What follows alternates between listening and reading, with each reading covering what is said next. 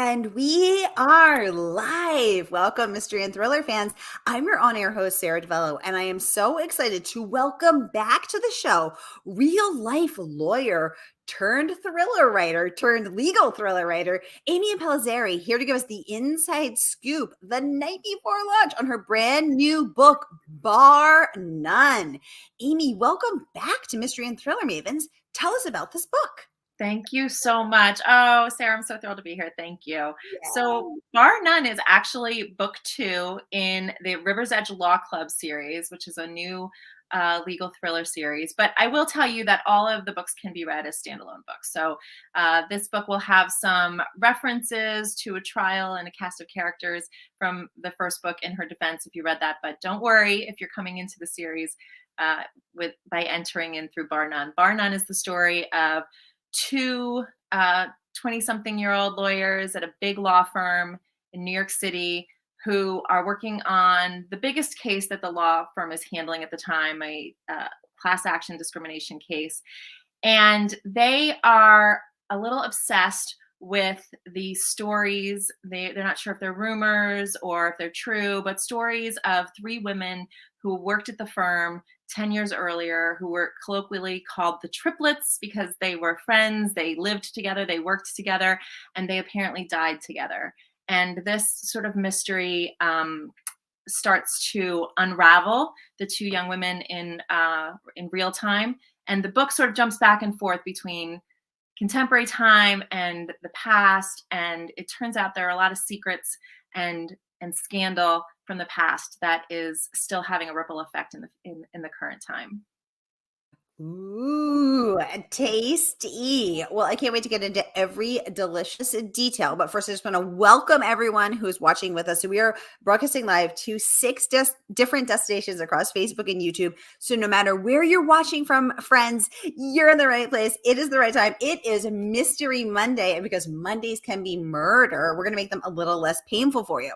So if you've been here before, you know the drill. And if you're new, we're so happy to have you. Here's the drill. Every Monday, I give you my handpicked featured authors, and you get to ask them anything. So ask Amy about how she wrote her second legal thriller, her legal career, how she gets all that on the page, long buried scandals and unsolved murders and all the good stuff we love. Oh my. So just get the questions going in the comment box and I will get them right over to her.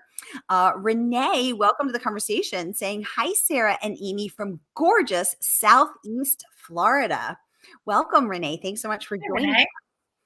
Now, Amy, I want to kick off with a few questions of my own. So first of all, as someone who loves unsolved murders and long buried secrets and scandals and sort of digging into that, tell us about the moment of genesis, the inception moment for this book. Were you driving down the street and did you see an article? Have you always been fascinated by unsolved murders? Tell us the story of the story. Yeah, I was writing these 2 first books of the series sort of together. And as I was writing in her defense, Carly Jenner, who is the main character, one of the main characters in Bar None, she was a law clerk in the hot trial that was going on in her defense. And I was a law clerk for many years. And I know that law clerks are often sort of they kind of float behind the scenes, but they have a lot of power in the courtroom and also behind the scenes, right? And so I wrote Carly as a practical matter because the trial had a judge and the judge would have a law clerk. And then I started to think about sort of like, what would Carly be doing behind the scenes and what things might she uncover behind the scenes of her judge. And I had her in her defense discover a box of secrets. And she, of course, was very curious about what was in there, but she also was driven by ambition. Her judge had written her a letter of recommendation to end up at the large law firm where she is in Bar None. And so she really didn't want to rock that boat. But I really just started thinking more and more about that box of secrets and what would it contain and what would it mean to Carly. And that was the genesis for the idea. And then Carly really sort of, her story took on a life of its own. And I knew, as I said, while I was writing in her defense, that Carly's story was going to be the next one to be told. And so I started kind of writing them a little bit together, side by side. I love that. And I didn't know that you wrote these together. I can't imagine writing 2 books at the same time, especially because as you said, this one has the multiple timelines. I mean, that is so much to keep in your head. Oh my gosh, we're gonna need to know more about your process. And Renee wants to know about that too. So she says, Amy, how much time a day do you usually spend writing? What's your favorite time to write? How do you come up with your writing ideas? I mean, yes, bring us into your process and your practice. So let's break that down bit by bit. Yeah. So first Yeah. of all, how much time a day do you usually spend writing? Are you, you're like, "Ah, my butt's in the seat at 7 a.m. and I don't get up for till 5." I mean, what's it like? Yeah, I think it looks different for everyone, and for me, it looks very different every day, right? And so I write a little bit every day. I do for sure. And when I'm in the story, when I'm living in the story, I'm for sure writing every day. And I'm also writing a lot, even when I'm not sitting butt in the chair, right? So when I'm driving, I'm thinking of things, and then I'm constantly dictating notes on my phone. I'll jot, notes sometimes on the disposable coffee cup in the console. I mean, I will really jot down things always, because I do always tell would-be writers, don't lose it. If you've got an idea, you got to jot it down while you're thinking of it.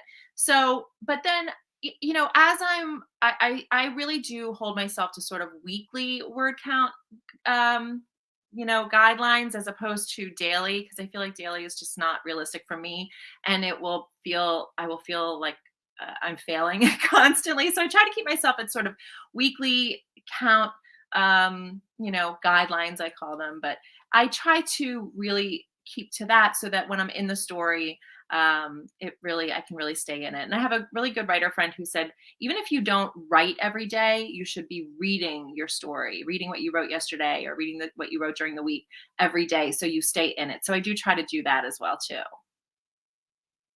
I love that. Yeah, I think that's So really good advice. and I like how you said living in the story, because that Yeah. brings it. I mean, that just, I was like, ooh, because it's so real and tangible and something alive that you're creating these characters. And I really love that phrasing. So thank you for that peek into it.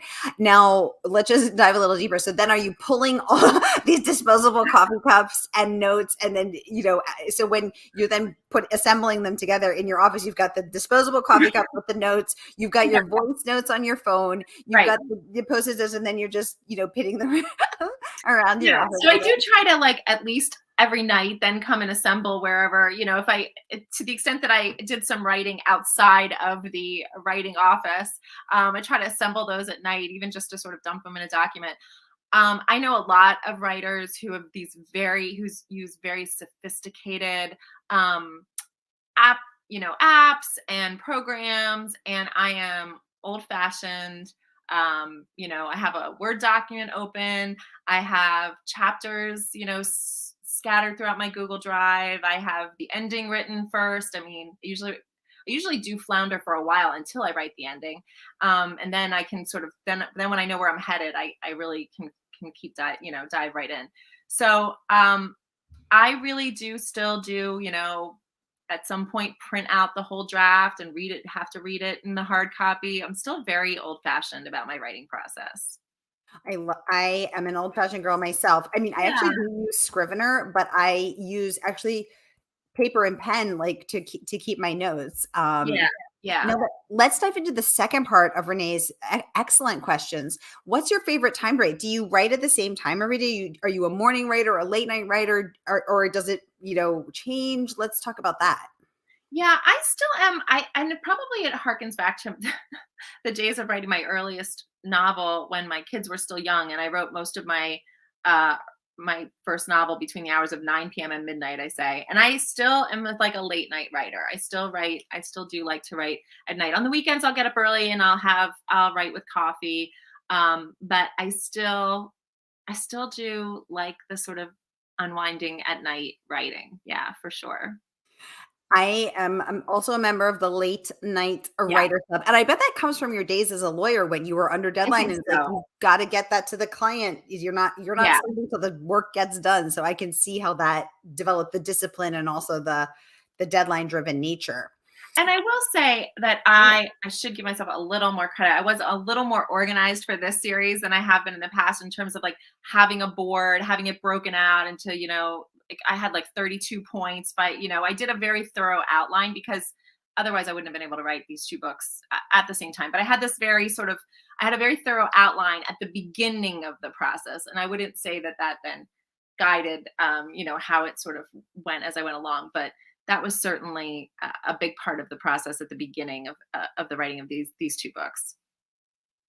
Excellent. Now let's get into the third part of Renee's question. And I love this. How do you come up with your writing ideas? So when you're doing that outline, Yeah, are you writing like other good ideas to someday yeah. do? Or like, did you see three friends go missing? Like, how did you germinate this crazy cool idea?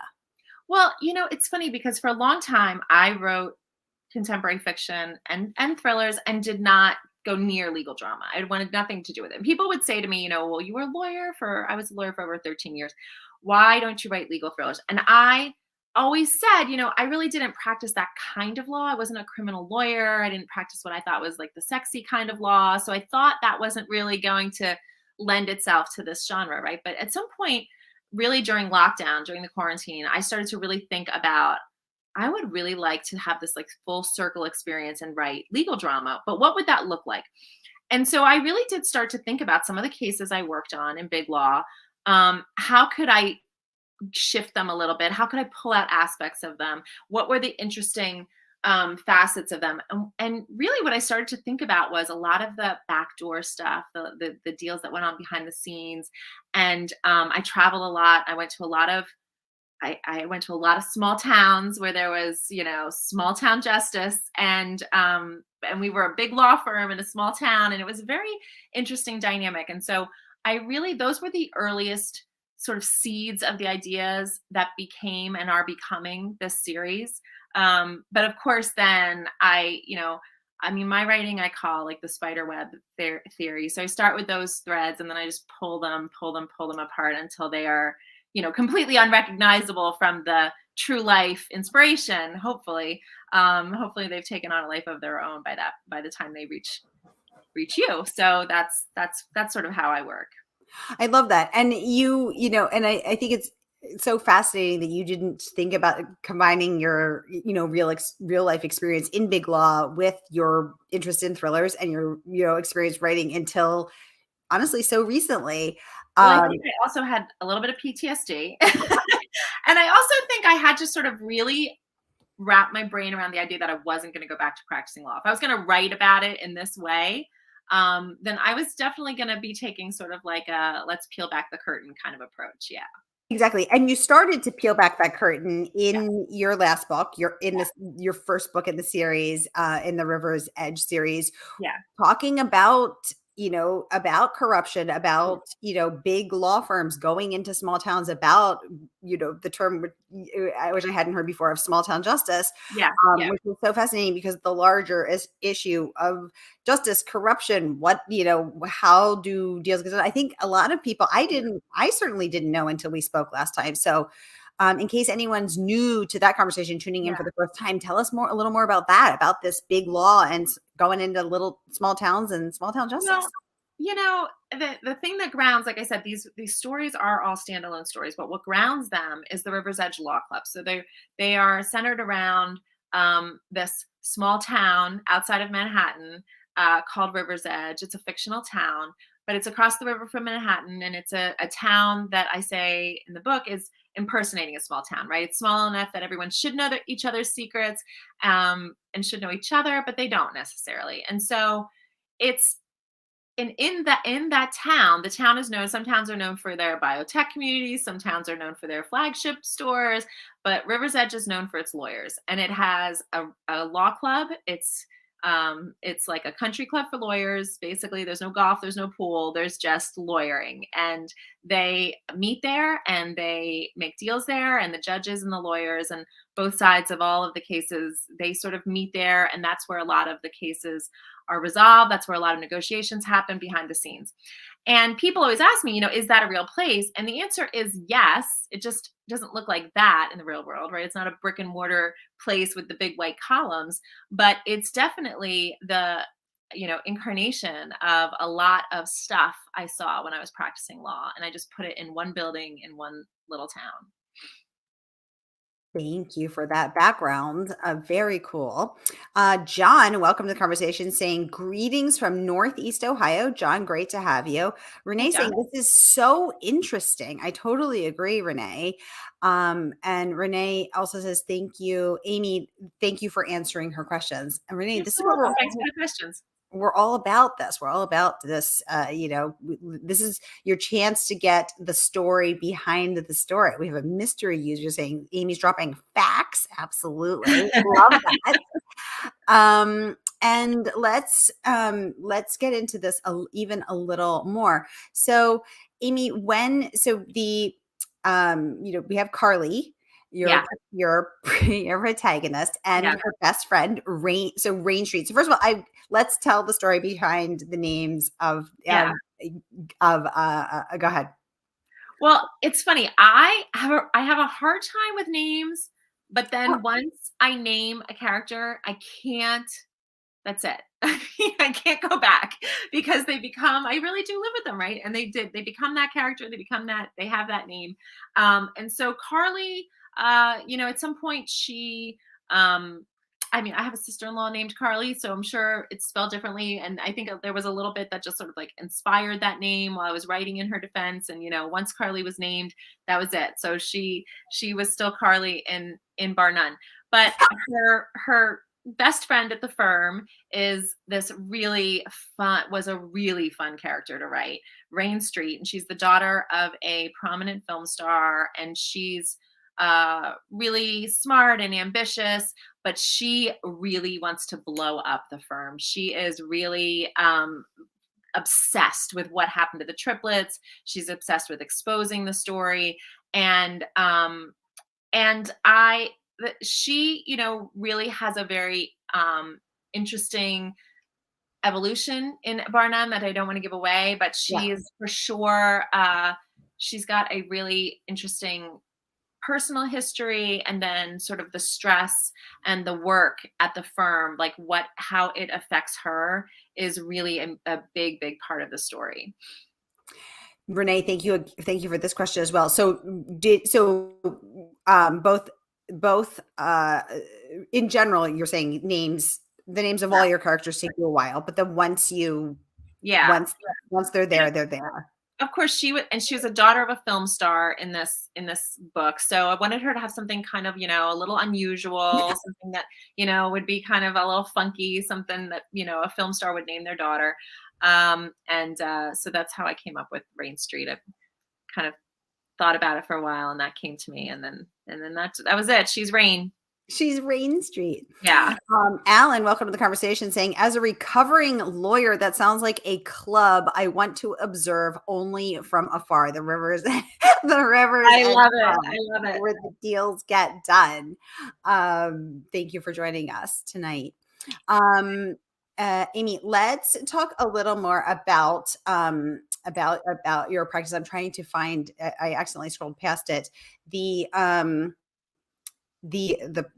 words that the exact bit of praise that I'm looking to grab, which is Kirkus calling you, and it's right here on the front of the part of the book, that your prose is shrewd and evocative. So first of all, hashtag goals when Kirkus calls you, praises your ability to write shrewd and evocative prose. So what's the secret? Do you revise 27,000 times? Is that just how you write? Because you've been, lawyers are writing a lot.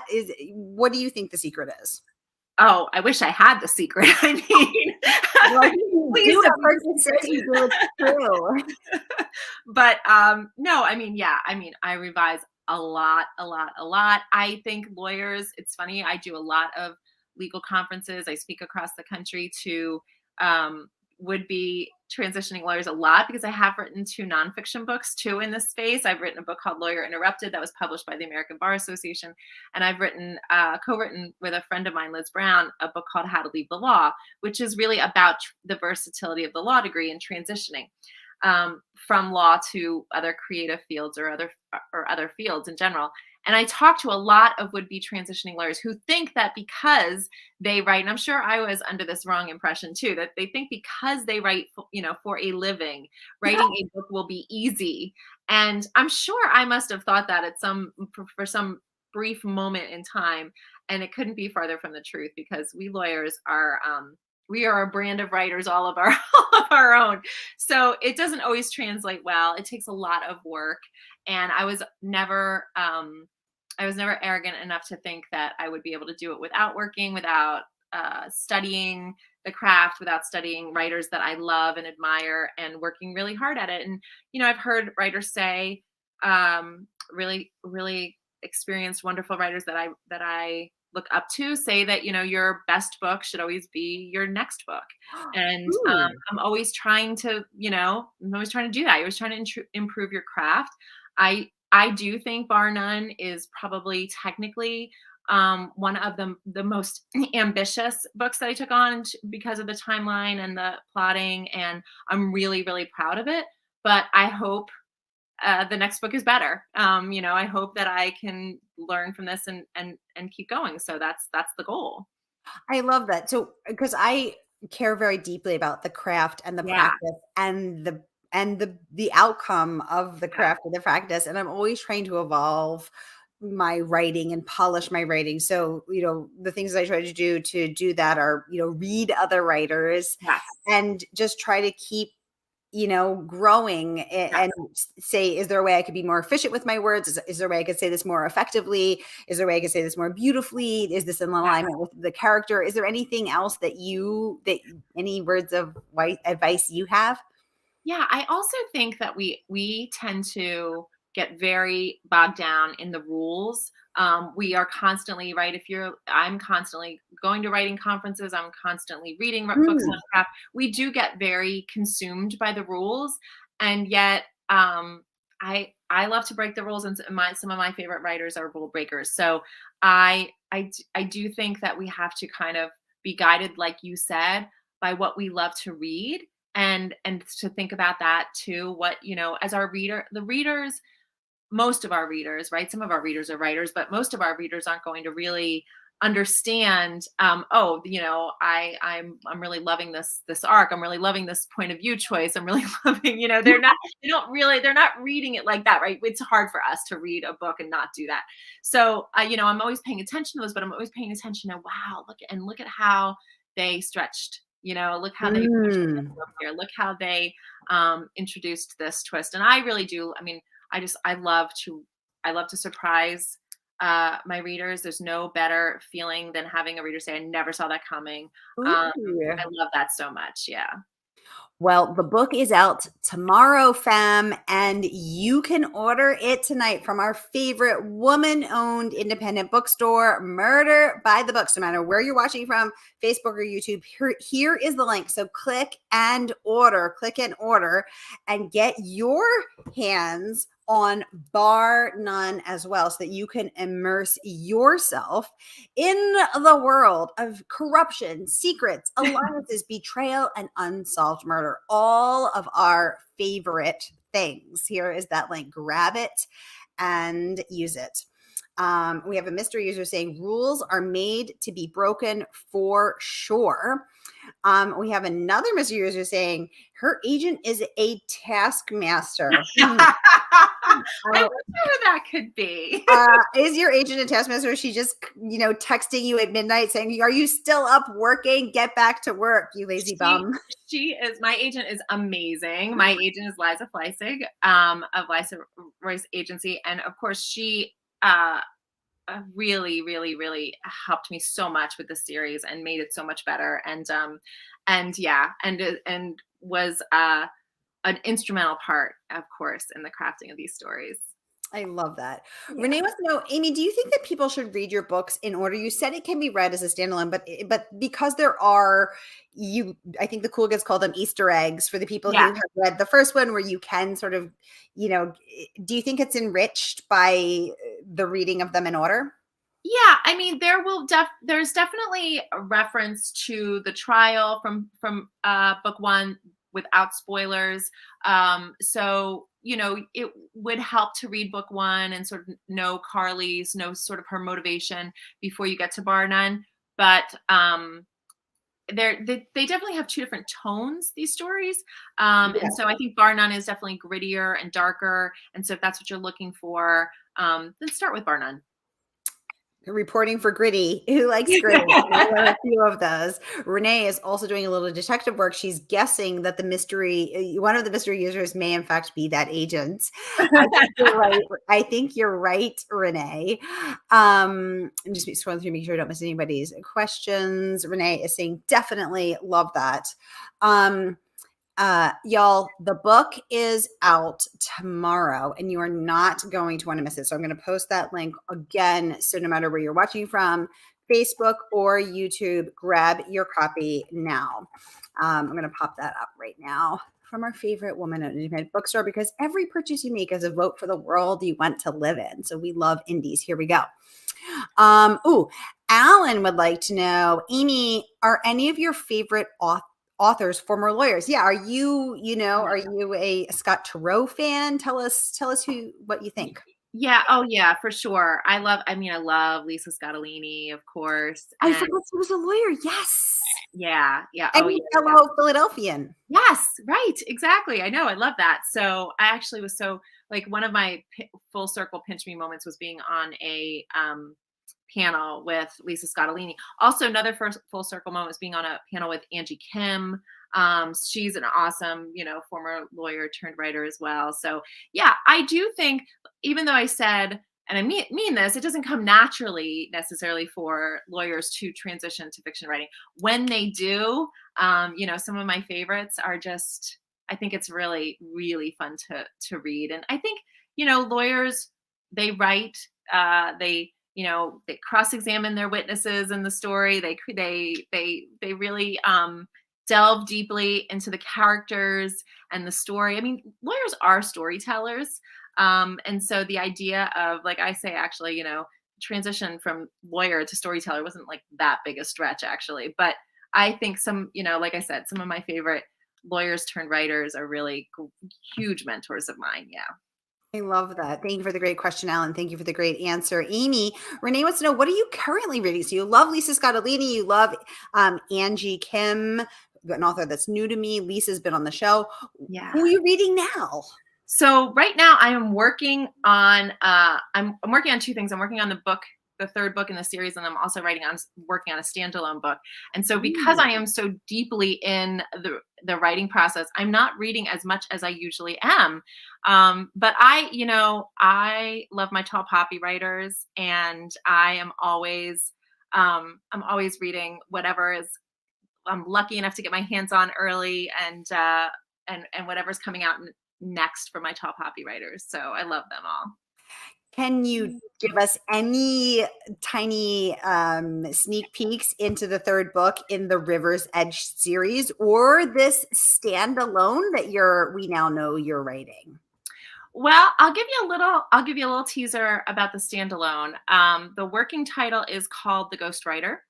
And it is about a woman who was a ghostwriter and lover of a best-selling author for many years. And when they break up, things sort of go awry. And that's, I think, all I should tease about it right now.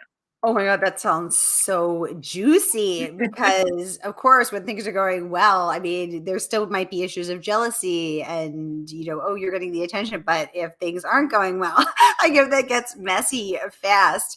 It's a legal thriller, and it does have a dark, gritty element to it as well. So it will definitely appeal to fans of Bar None, I believe.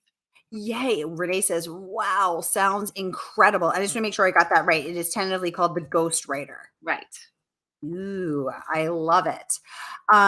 Yes. Okay. So when that comes out, Amy, you have to come back, because now we know this exists. I always ask guests to share at least one secret, and now you've told us the secrets. So now you have to come back. Yeah, this is the first time. This is the first place that I've talked about it too. So you got the scoop. That's what we like. We like the scoop. Mavens like the scoop. We like to get it. You remember, y'all heard it here first. That's So great. when the ghostwriter comes out, remember, you heard it here first, where all the good tea is spilled, and I grill those guests up good right here on the interrogation screen. Okay. Renee's saying, yeah. So is it difficult to write 2 books at the same time? I mean, my brain, how do you do that? Yeah, I don't recommend it. I don't recommend it. And I can only do it now, I think, because I have gotten much clearer in my outlining process. So I really do, sort of, like I said, I do very thorough outline before I start writing now. And my first book, I just sort of started writing, thinking, okay, we'll outline. I outlined 3/4 of the way into the process. I'm smart enough to not do that anymore. So, I do have a very thorough outline, and I usually try to break it out into 32 points before I really start writing, and then basically write a point at a time, not in order by any stretch. I never write in order, so that's the only way I can sort of keep them straight at this point. And I sometimes you're in a different mood. Sometimes you're in the mood, sometimes you're stuck a little bit. Sometimes writing in one direction will help you with another direction. So with another story. So that has definitely worked for me. I remember my friend Ann Garvin used to talk about having a book boyfriend, where you're writing, and then you have your book boyfriend that you go and work on a little bit sometimes when things are getting a little heavy in the real world. So you have 2 boyfriends. Right. Okay. Amy Impellizzeri, polygamist. Right. You heard it here first, Mavens. Remember. You were really getting a lot of juicy info out of me, Sarah. That's what I like. Exactly. No mercy. Wait, so you referenced this thing about 32 points. I didn't know that either. And now, oh my God, someone said, OMG, dying. Yes, I started that rumor. Everyone remember. Renee is also asking, wait, what about these 32 points? I hadn't heard of those either. Is this an Amy Impellizzeri method? Is this a method we don't know about? Yeah, What's going on? Yeah, I made this up. Yeah, I made it up. I'm sure it's based on something, some writing course I took at some point. That you started, sort of created the arc and the, points of escalation, and then, start with 8 points, break them out, pull them out. Like I said, I do write the spider web theory. So, I usually try to start with like 8 main points, plot points, including the sub points, and then I break it into 16, and then 32 is ultimately when I feel like I have 32 scenes. They're really scenes to me. When I feel like I have 32 scenes, I'm ready to write the book. And sometimes, like I said, that will condense or expand or change, or 10 scenes will never get written, or 10 scenes will be completely replaced given how the plot changes. But when I have 32 points that I think I can write about, then I know I'm ready to start writing.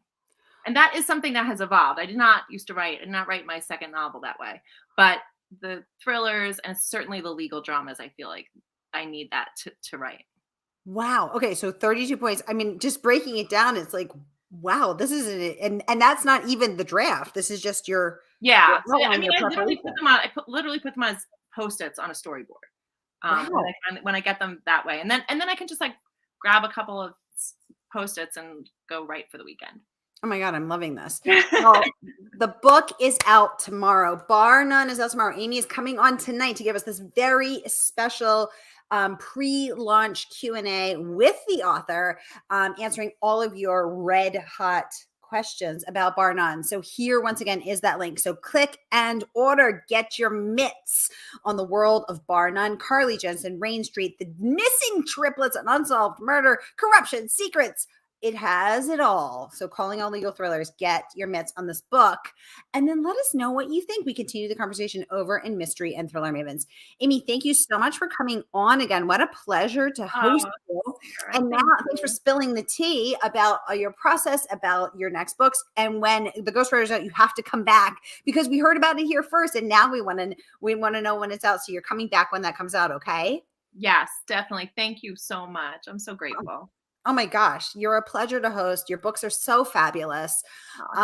Renee saying, thank you so much for being here, Amy. I will definitely read this book. Renee, let us know what you think about it. I have a feeling you're going to love it. And Renee. Yay. And I will be back at the top of the hour with Walter Mosley. So get a snack, get a drink and get back here. We'll see you then. Thank you so much. Thank you.